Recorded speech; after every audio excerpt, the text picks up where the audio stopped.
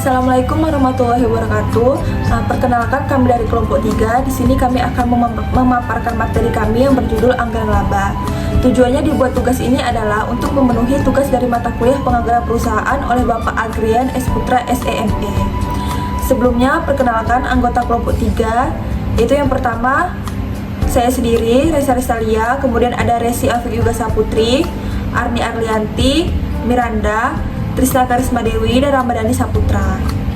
Adapun pokok pembahasan yang akan kami bahas yaitu yang pertama mengenai pengerjaan anggaran, yang kedua pengerjaan anggaran laba, yang ketiga fungsi anggaran laba, yang keempat tujuan penyusunan anggaran laba, yang kelima peran penting anggaran laba, yang keenam prinsip-prinsip anggaran laba, yang ketujuh sumber informasi penyusunan anggaran laba, dan yang terakhir mengenai metode penyusunan anggaran laba.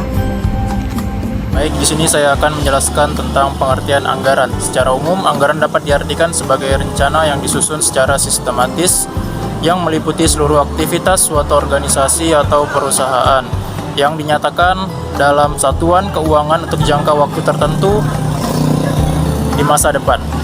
Anggaran berfungsi sebagai alat perencanaan dan pengendalian keuangan yang bertujuan untuk mencapai tujuan organisasi. Secara efektif dan efisien, melalui anggaran, organisasi dapat mengalokasikan sumber daya yang tersedia, memprediksi kebutuhan di masa depan, serta mengukur dan mengevaluasi kinerja. Menurut Mulyadi, anggaran adalah suatu rencana kerja yang dinyatakan secara kuantitatif, biasanya dalam satuan moneter, yang mencakup periode waktu tertentu di masa yang akan datang. Dengan demikian, anggaran menjadi acuan utama dalam melaksanakan aktivitas organisasi sekaligus sebagai alat evaluasi kinerja manajemen. Sedangkan Halim menyatakan bahwa anggaran merupakan rencana keuangan yang terperinci mengenai kegiatan suatu organisasi untuk jangka waktu tertentu di masa mendatang. Menurutnya, anggaran juga menjadi alat penting untuk koordinasi dan pengendalian dalam organisasi. Secara umum, anggaran laba merupakan salah satu jenis anggaran dalam manajemen keuangan yang berfungsi untuk memperkirakan jumlah pendapatan, biaya, serta laba yang diharapkan akan dicapai oleh suatu organisasi atau perusahaan dalam periode tertentu di masa yang akan datang atau di masa depan. Dengan adanya anggaran laba, perusahaan dapat menetapkan target keuangan, mengendalikan aktivitas operasional, serta membuat evaluasi kinerja secara berkala. Secara sederhana, anggaran laba bertujuan untuk memberikan proyeksi mengenai seberapa besar keuntungan yang dapat diraih setelah memperhitungkan seluruh pendapatan dan biaya yang terkait dengan kegiatan usaha. Penyusunan anggaran laba harus didasarkan pada asumsi-asumsi realistis mengenai kondisi ekonomi, strategi perusahaan, serta analisis data historis. Menurut Garrison, Noren, dan Brewer, anggaran laba profit budget adalah sebuah rencana yang merinci pendapatan dan beban yang diperkirakan terjadi selama periode anggaran dan menunjukkan laba operasi yang diantisipasi. Selanjutnya kita masuk kepada fungsi anggaran laba. Yang pertama, perencanaan aktivitas operasional, dan yang kedua, alat koordinasi antar bagian, yang ketiga, alat pengendalian dan evaluasi kinerja, dan yang keempat, alat prediksi dan pengambilan keputusan. Kemudian yang kelima, fungsi dari anggaran laba adalah menyediakan standar untuk penilaian efektivitas dan efisiensi.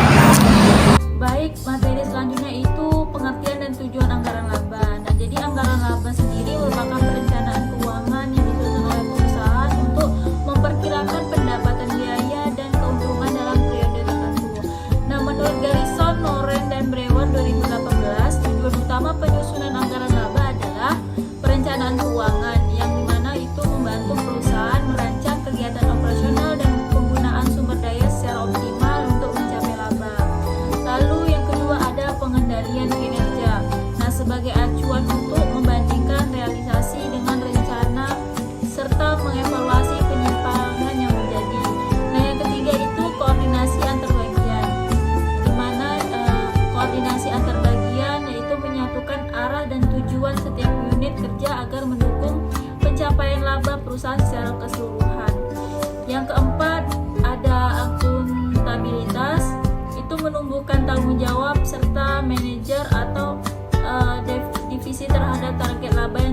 ditetapkan. Nah, yang kelima itu ada evaluasi dan penilaian. Menilai efektivitas, strategi, dan kinerja organisasi berdasarkan pada pencapaian target laba. Nah, yang keenam itu ada antisipasi risiko, yaitu mempersiapkan langkah-langkah menghadapi perubahan pasar, fluktuasi biaya, atau ketidakpastian eksternal. Nah, yang ketujuh efisiensi operasional, yaitu mendorong penggunaan sumber daya secara hemat dan efektif serta mengurangi pemborosan. Yang kedelapan komunikasi manajerial, itu menjadikan media untuk menyamakan persepsi antar manajemen dan mengambil keputusan strategis. Nah, selanjutnya itu ada peran penting anggaran laba dalam perusahaan.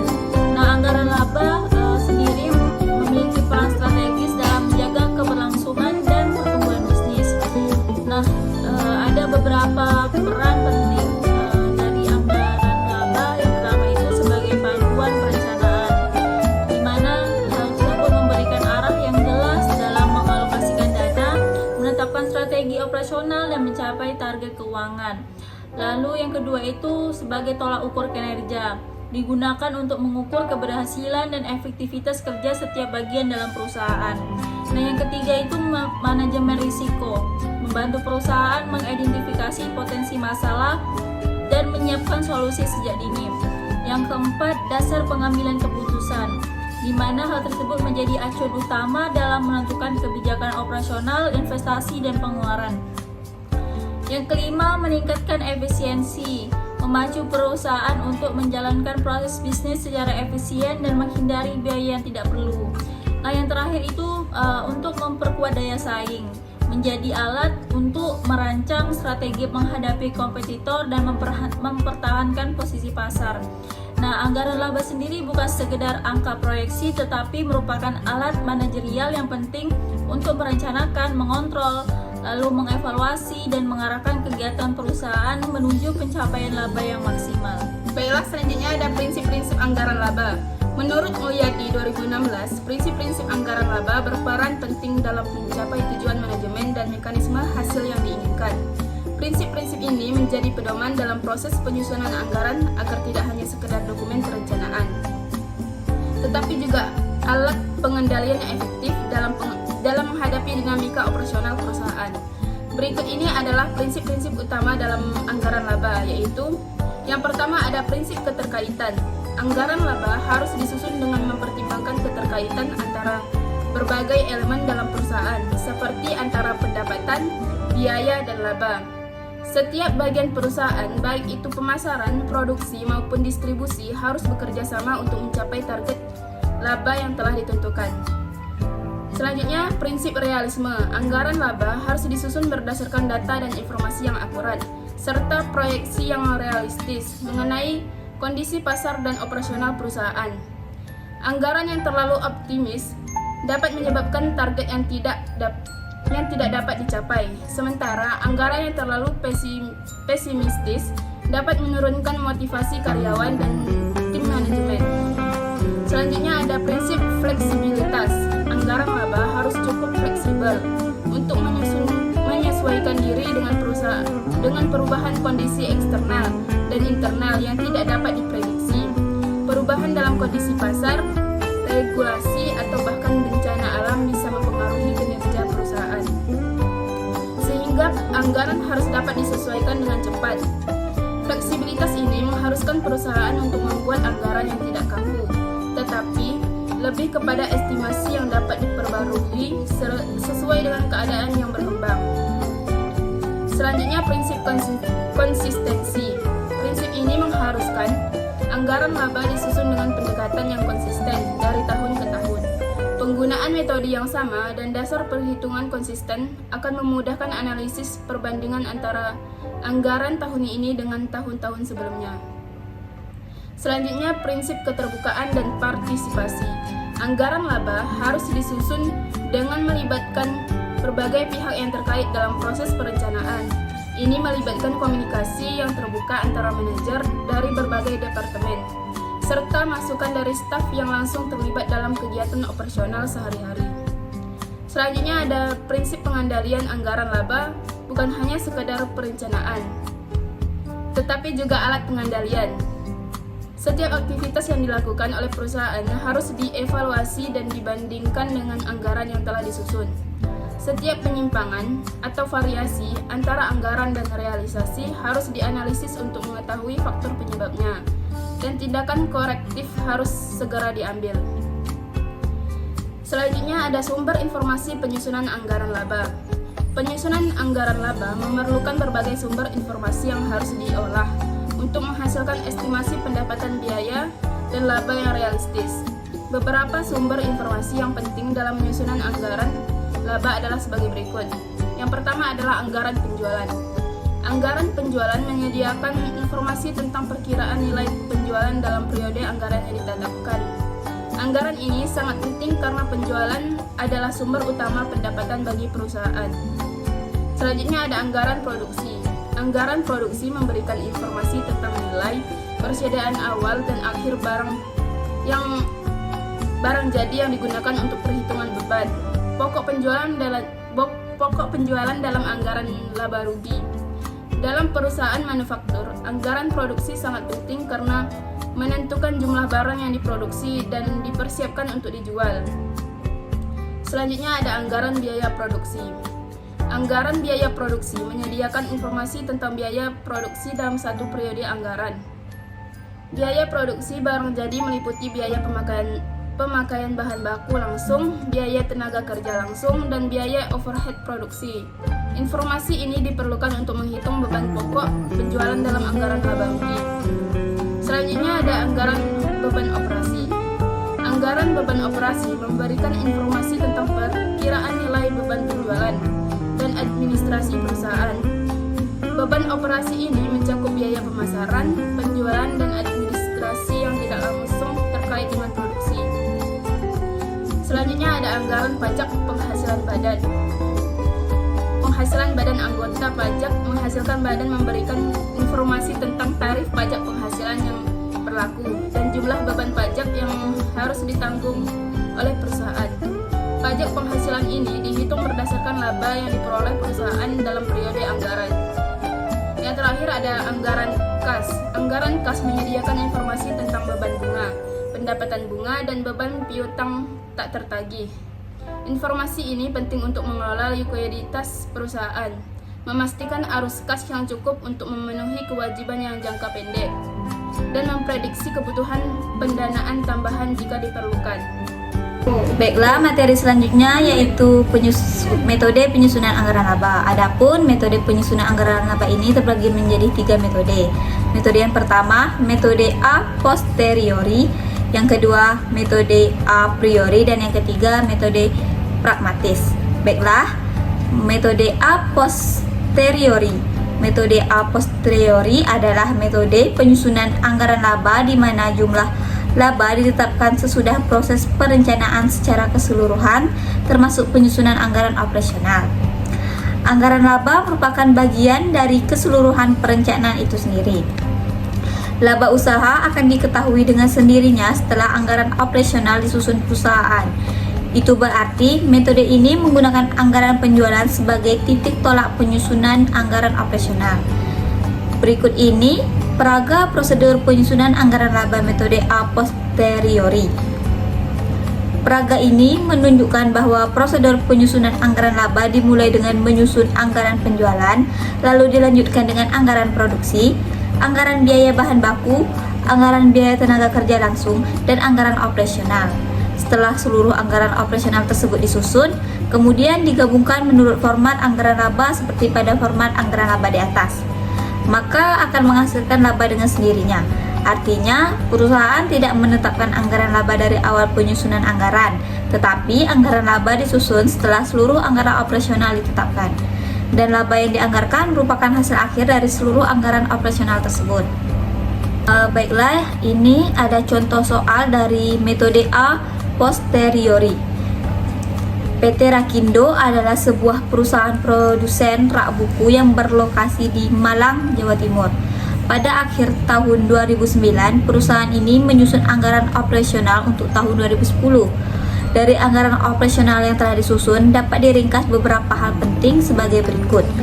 Perusahaan merencanakan menjual sebanyak 5.300 unit rak dengan harga jual sebesar 300.000 per unit, sehingga nilai penjualan dianggarkan sebesar 1.950 juta. Biaya bahan baku dianggarkan sebesar 776.500.000, biaya tenaga kerja langsung dianggarkan sebesar 150 juta, dan biaya overhead dianggarkan sebesar 148 juta. Sedangkan untuk biaya operasional dianggarkan sebesar 198 juta, untuk biaya pemasaran 90.500.000, untuk biaya administrasi dan umum. Pada akhir tahun 2010, diperkirakan nilai persediaan yang ada sebesar 125 juta, dan pada awal tahun 2010 nilai persediaan diperkirakan sebesar 73.500.000. Berdasarkan data tersebut, maka perusahaan dapat menyusun anggaran laba untuk tahun 2010 sebagai berikut. Dari penyusunan anggaran laba di atas, terlihat bahwa biaya produksi yang dianggarkan untuk tahun 2010 adalah sebesar 1.076.500.000 dan merupakan gabungan dari biaya bahan baku, biaya tenaga kerja langsung, dan biaya overhead yang dianggarkan. Biaya produksi tersebut ditambahkan dengan taksiran nilai persediaan barang jadi awal tahun dan dikurangi dengan taksiran nilai persediaan pada akhir tahun, menghasilkan HPP sebesar 1.025 juta. Nilai penjualan sebesar 1.590 juta dikurangi dengan HPP tersebut akan menghasilkan laba kotor yang dianggarkan sebesar 565 juta. Laba kotor tersebut dikurangi dengan biaya operasional sebesar 268.500.000, menghasilkan laba yang dianggarkan sebesar 296.500.000. Baiklah, selanjutnya saya akan menjelaskan mengenai metode a priori. Metode a priori adalah metode penyusunan anggaran laba di mana jumlah laba ditentukan pada tahap awal proses perencanaan secara keseluruhan. Berdasarkan jumlah laba yang telah ditentukan tersebut, perusahaan membuat anggaran yang komprehensif. Jumlah laba yang ditetapkan pada awal proses perencanaan akan berpengaruh secara langsung terhadap seluruh anggaran operasional. Berarti, metode ini menggunakan anggaran laba sebagai titik tolak penyusunan anggaran operasional. Jadi, contoh 1.2 ini mungkin dapat memperjelas pemahaman tentang teknik penyusunan anggaran laba. Jadi, diketahui PT Rakindo adalah sebuah perusahaan produsen rak buku yang berlokasi di Malang, Jawa Timur. Pada akhir tahun 2009, perusahaan ini menyusun anggaran operasional untuk tahun 2010. Dari anggaran operasional yang telah disusun dapat diringkas ada beberapa hal penting sebagai berikut. Perusahaan merencanakan menjual sebanyak 5.300 unit rak dengan harga jual sebesar 300.000 per unit. Sehingga nilai penjualan dianggarkan sebesar 1.590 juta. Biaya bahan baku dianggarkan sebesar 776.500.000 rupiah. Biaya tenaga kerja langsung dianggarkan sebesar 152 juta dan biaya overhead dianggarkan sebesar 148 juta. Sedangkan untuk biaya operasional dianggarkan sebesar 198 juta untuk biaya pemasaran, 90.500.000 untuk biaya administrasi dan umum. Pada akhir 2010 diperkirakan nilai persediaan yang ada sebesar 125 juta dan pada awal tahun 2010 nilai persediaan diperkirakan sebesar 73.500.000. Jadi, berdasarkan data tersebut, maka perusahaan dapat menyusun anggaran laba untuk tahun 2010 sebagai berikut. Jika perusahaan menganggarkan labanya sebesar 400 juta untuk tahun 2010, maka anggaran yang telah disusun dengan menggunakan metode A posteriori tersebut tidak dapat mencapai laba yang telah ditargetkan. Nah, untuk memperoleh nilai penjualan baru dengan target laba sebesar 400 juta rupiah, maka nilai penjualan tersebut adalah sebesar penjumlahan dari HPP, biaya operasional dan laba usaha. Itu berarti nilai penjualan yang dianggarkan adalah sebesar 1.025 juta ditambah 268.500.000 ditambah 400 juta, maka totalnya adalah sebesar 1.693.500.000. Dengan nilai penjualan yang dianggarkan tersebut dan jumlah produk yang dijual sebesar 5.300 unit, maka harga jual produk yang baru adalah sebesar Rp319.528. Harga jual yang baru tersebut dibulatkan menjadi Rp320.000 per unit. Dan perusahaan menganggap kenaikan harga sebesar Rp20.000 ini dari penjualan harga sebelumnya tidak akan berpengaruh negatif terhadap permintaan konsumen akan produk tersebut. Berdasarkan pertimbangan tersebut, maka nilai penjualan yang baru adalah sebesar 320.000 dikali penjualannya sebesar 5.013 unit, maka nilai penjualannya adalah sebesar 1.696 juta. Berdasarkan harga jual dan nilai penjualan yang baru, maka anggaran laba yang baru dapat disusun sebagai berikut. Dengan harga jual yang telah dinaikkan dan harga semula dari 300.000 per unit menjadi 320.000 per unit dengan volume penjualan sebesar 5.300 unit akan menghasilkan nilai penjualan yaitu sebesar 1.696 juta. Dengan harga pokok penjualan sebesar 1.025 juta akan menghasilkan laba kotor yang dianggarkan sebesar 671 juta. Karena biaya operasional dianggarkan sebesar 268.500, maka akan menghasilkan laba usaha sebesar 402.500.000 rupiah. Ini berarti target laba yang ditetapkan adalah sebesar 400 juta dapat dicapai.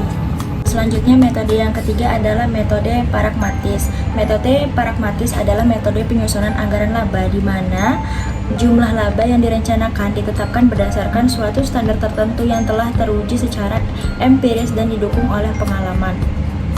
Contoh soal mungkin dapat semakin memperjelas pemahaman tentang penggunaan metode pragmatis di dalam penyusunan anggaran laba.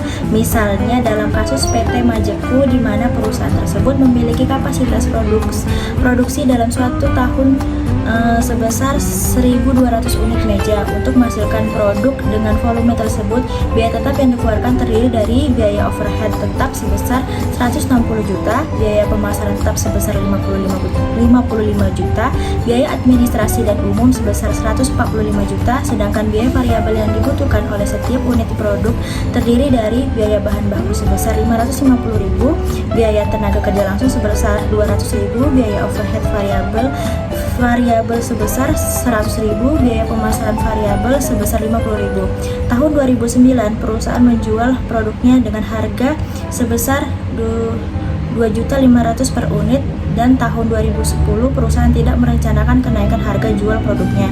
Data volume penjualan dan perolehan laba usaha perusahaan pada tahun sebelumnya adalah sebagai berikut, dapat dilihat pada tabel tersebut. Tahun 2002 volume penjualan 507, laba usaha 548 juta. Tahun 2003 volume penjualan 596, laba usaha 762 juta. Tahun 2004 volume penjualan 642, laba usaha 795 juta. Tahun 2005 volume penjualan 705, laba usaha 875 juta. Tahun 2006 volume penjualan 785, laba usaha 940 juta. Seandainya perusahaan ingin menggunakan volume penjualan sebagai titik awal penyusunan anggaran dan menggunakan metode last square untuk menetapkan volume penjualan tahun 2010, maka akan menghasilkan volume penjualan sebagai berikut, dapat dilihat pada tabel. Tahun 2005 tahun ke 0 volume penjualan 507 XI negatif 2 XI kali YI sama dengan hasilnya 1014 XI kuadrat hasilnya 4. Tahun 2006 tahun ke 1 volume penjualan 596 negatif 1 hasil dari XI kali YI 596 XI kuadrat 1. 2007 tahun kedua volume penjualan 642 XI 0 XI kali YI hasilnya 0 XI kuadrat hasilnya 0. Tahun 2008 tahun ketiga volume penjualan 705 XI 1 XI kali YI hasilnya 705 XI kuadrat 1. Tahun 2009 volume tahun ke-4 volume penjualan 785 XI 2 XI kali YI 1570 XI kuadrat 4. Totalnya volume penjualan 3235 XI kali YI totalnya 665 XI kuadrat totalnya 10. Maka dapat dilihat pada rumus berikut. Penjualan tahun 2010 Y sama dengan A tambah B kali X. Hasilnya dari 647 tambah 66,5, X-nya 3 sama dengan 846,5 unit, atau dapat dibulatkan menjadi 847 unit. Dapat dilihat pada tabel 1.3 anggaran laba tahun 2010 metode pragmatisnya. Dari tabel tersebut terlihat bahwa dengan bertitik tolak dari volume penjualan yang ditetapkan perusahaan sebesar 847 unit meja usaha untuk tahun 2010, perusahaan akan memperoleh laba usaha sebesar 995.200. Anggaran laba tersebut terdiri dari beberapa elemen yang saling berkaitan, mulai anggaran penjualan sampai dengan biaya produksi dan anggaran biaya operasional dengan perincian sebagai berikut. Penjualannya 2.500 kali 847 unit sama dengan 2.117.500. Biaya bahan baku 550.000 kali 847 unit sama dengan 465.850.000. Biaya tenaga kerja 200.000 kali 847 unit sama dengan 169.400.000. Biaya overhead 160 juta ditambah dalam kurung 847 unit kali 100.000 sama dengan 244.700.000. Biaya pemasaran 55 juta ditambah dalam kurung 847 unit kali 50.000 sama dengan 97.350.000. Biaya administrasi sama dengan 145 juta. Seandainya perusahaan ingin menggunakan jumlah perolehan laba sebagai titik awal penyusunan anggaran dan menggunakan metode least square untuk menetapkan jumlah laba yang ingin dicapai pada tahun 2010, maka akan menghasilkan jumlah laba sebesar tahun 2005 tahun 0, laba usahanya 548 juta, XI sama dengan XI nya negatif 2, XI kali YI 1.096 juta, XI kuadrat 4 2006. Tahun pertama laba usaha 762 juta, XI negatif 1, XI kali YI 762 juta, XI kuadrat 1. Tahun ke-7 tahun 2007, tahun kedua laba usaha 795 juta, XI nya 0, XI kali YI 0, XI kuadratnya 0. Tahun 2008, tahun ketiga laba usaha 875 juta, XI 1, XI YI hasilnya 875 juta, XI kuadrat hasilnya 1. Tahun 2009, tahun keempat laba usaha 947 juta, XI nya hasilnya 2, XI kali YI hasilnya 1.880 juta, XI kuadrat hasilnya 4. Maka totalnya laba usaha yaitu 3.920 juta. Total dari XI kali YI semuanya 897 juta, XI kuadrat hasilnya 10.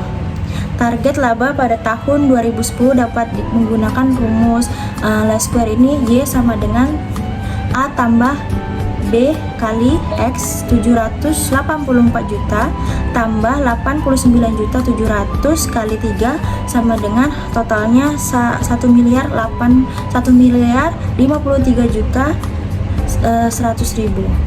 Dengan demikian, jumlah laba yang akan dijadikan target untuk dicapai perusahaan pada tahun 2010 adalah sebesar 1.053.100.000, dan jumlah laba yang ditargetkan tersebut dijadikan titik tolak dan dalam menyusun anggaran laba dan anggaran operasional untuk tahun 2010. Maka nilai penjualan 360 juta ditambah 1.053.100.000 hasilnya yaitu 2.270.968.750. Volume penjualannya yaitu hasilnya 883,100.875 unit atau dapat dibulatkan menjadi 884. Anggaran laba tahun 2010 menggunakan metode pragmatis. Anggaran laba tersebut terdiri dari beberapa elemen yang saling berkaitan, mulai anggaran penjualan sampai dengan anggaran biaya produksi dan anggaran biaya operasional dengan perincian sebagai berikut, yaitu penjualannya 2.500 kali 884 unit sama dengan 2.210.000.000. Biaya bahan baku 550.000 dikali 884 unit sama dengan 486.200.000. Biaya tenaga kerja 200.000 kali 884 unit sama dengan 176.800.000.